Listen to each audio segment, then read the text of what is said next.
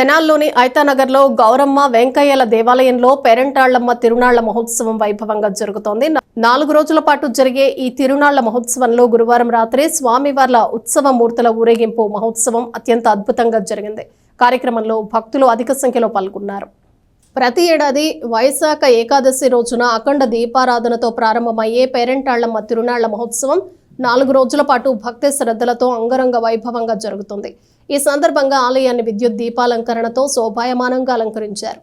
భక్తులు పెద్ద సంఖ్యలో గౌరమ్మ వెంకయ్య స్వామివార్లకు తమ మొక్కుబడులను తీర్చుకున్నారు. ఈ నేపథ్యంలో గురువారం రాత్రి స్వామివార్ల ఉత్సవ మూర్తుల ఊరేగింపు విశేషంగా జరిగింది.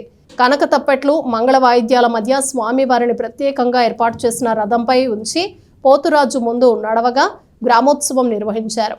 స్వామివార్లను దర్శించుకునేందుకు అధిక సంఖ్యలో భక్తులు తరలివచ్చారు.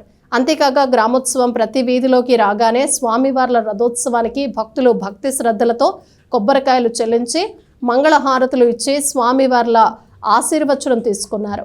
విశేష పూజాది కార్యక్రమాలని వంశపారంపర్య ధర్మకర్తలు కన్నెగంటి వెంకటరత్న ప్రసాద్, కన్నెగంటి భాస్కర్రావుల ఆధ్వర్యంలో జరుగుతున్నాయి.